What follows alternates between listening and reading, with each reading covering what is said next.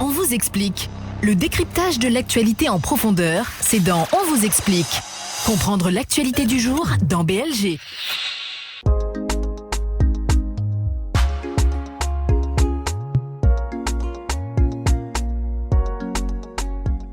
7h10, 5 secondes. On vous explique maintenant un sujet d'actualité nationale. Tout savoir là-dessus avec Mohamed Kourouma, en studio avec nous. Kourouma, bonjour, on est arrivé. Bonjour, je sens que tu es content.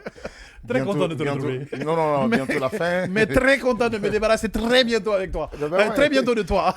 Mon ami, c'est ce qu'on appelle au revoir. Voilà. On se verra après et on verra qui je serai voilà. À la reprise. On verra. De toutes les façons, je serais heureux de me reposer pendant.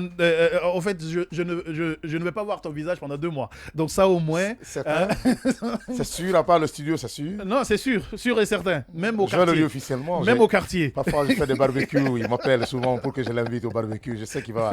Je regarde la caméra pour le dire. Au dernier, tu m'as pas invité. Donc voilà. laisse tomber.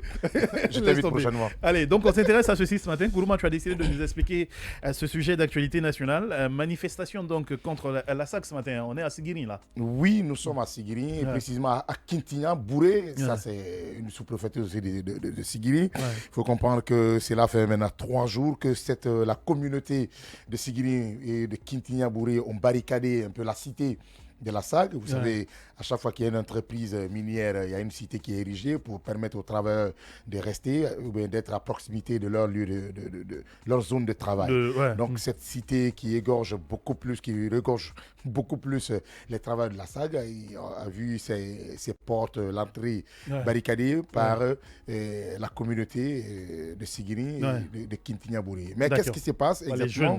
Par les jeunes. Par les populations. Oui, parce que ça s'est dit selon les informations. Ils disent que oui, parce qu'il y a eu recrutement frauduleux de 22 agents au niveau de la SAG. Or, dans les textes... Ah, d'accord. Oui, au niveau de la SAG. Or, dans les textes, la communauté qui est là doit avoir la priorité dans toutes sortes de recrutements.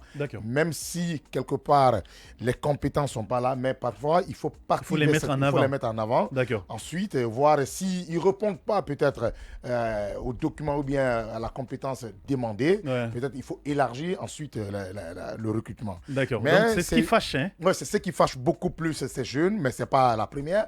Souvent, ça arrive dès qu'ils sentent qu'ils sont lésés dans leurs droits, dans leurs supposés droits. Et chaque fois, ce sont des remous. Supposés droits, c'est dans leurs droits. Hein. Oui, tu l'as dit, c'est ce qui est écrit dans les textes. C'est pour ça que je le dis, parce que je ne maîtrise pas beaucoup plus les textes qui le disent. D'accord. C'est pour ça que je comprends. Voilà, c'est pour ça que je le dis. C'est vrai, c'est ce qui est dit. Mais qu'est-ce que les textes aussi confirment? Oui, si ça confirme, il n'y a pas de problème. Ils sont dans leurs droits peut-être. Si ça se passe ainsi, de le faire, de se faire entendre. Bon, moi je ne suis aussi pas... Ça, c'est l'explication. Je ne suis pas imprégné de la chose, mais c'est que c'est normal de mettre donc en avant non, c'est très normal dans les cahiers des charges, le contenu local.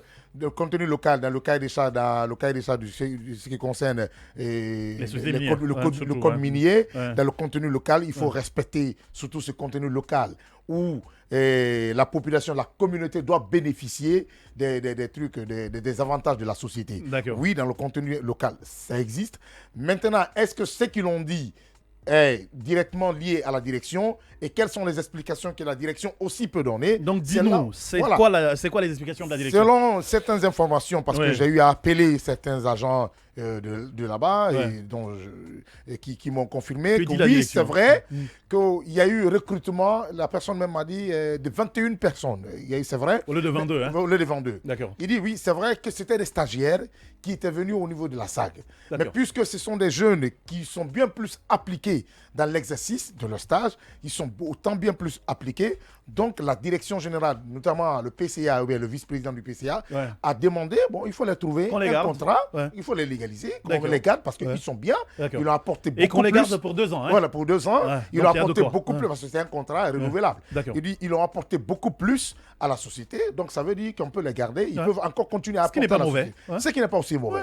Mais sauf que, l'autre côté, ils ont pensé, ils ont Mais estimé... est-ce qu'il y a eu communication? Non, justement la communication. Voilà. S'il n'y a pas de communication, forcément, ce qu'on est en train de vivre aujourd'hui à Sigiri, c'est ce que nous allons vivre. C'est ça le problème. Et puisque dans le contenu du code minier, il faut prioriser un peu la population, surtout cette communauté, qui voit leur terre et le bien, le sous-sol exploité.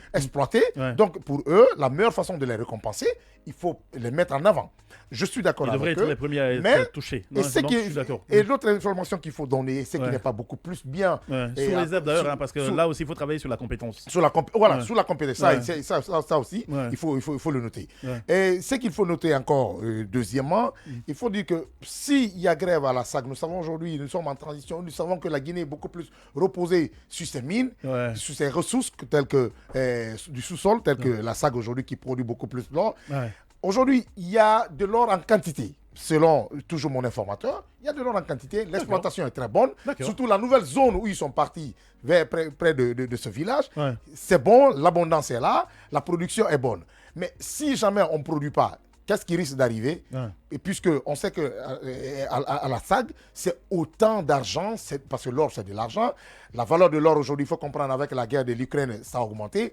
Et la Guinée bénéficie de beaucoup plus d'avantages en vendant l'or, même si c'est en partenariat, en collaboration avec des Sud-Africains, parce que la SAG aussi, c'est beaucoup plus des sociétés sud-africaines. Donc, il faut comprendre que si la production est arrêtée, il y a l'économie aussi qui s'arrête. Parce que la SAG apporte autant aussi aujourd'hui à l'économie guinéenne. Surtout, nous sommes en transition, nous savons que nous n'avons pas beaucoup d'argent, nous n'avons pas beaucoup d'entrées. Donc, si l'État n'essaie pas de se lever très tôt, essayer de voir ce qui se passe exactement pour trouver solution. Je pense à l'allure, 1, 2, 3 jours pour des sociétés minières comme la SAG. C'est pas du tout bon. Je ne suis pas en train de faire le truc, mais de part et d'autre, l'un dans l'autre, il faut satisfaire cette communauté qui voit son sous-sol parti. Il faut aussi satisfaire la production de la SAG qui doit amener beaucoup plus de bénéfices à la Guinée. Donc il faut que l'État essaie de trancher afin de sortir un peu dans ces brouhaha. Et de toutes les façons, l'un dans l'autre. L'un dans l'autre, que chacun prenne sa responsabilité, que chacun essaye d'être au moins à l'aise dans ce qu'il réclame. Merci beaucoup, Kourouma. Merci pour ce sujet d'actualité. Expliqué donc ce matin en BLG.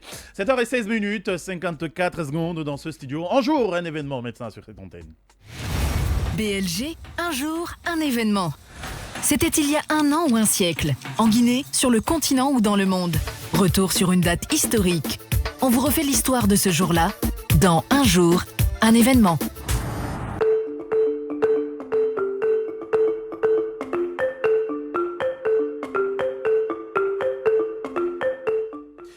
7h17, 24 secondes, un jour, un événement. C'est bien le moment de faire un zoom maintenant sur cette date. C'est le même du 30 juin 1960 qui marque donc l'indépendance du Congo. Ce petit résumé donc de l'indépendance du Congo à retrouver sur Wikipédia. C'est donc à partir de 1879 que l'explorateur Henry Morton Stanley explore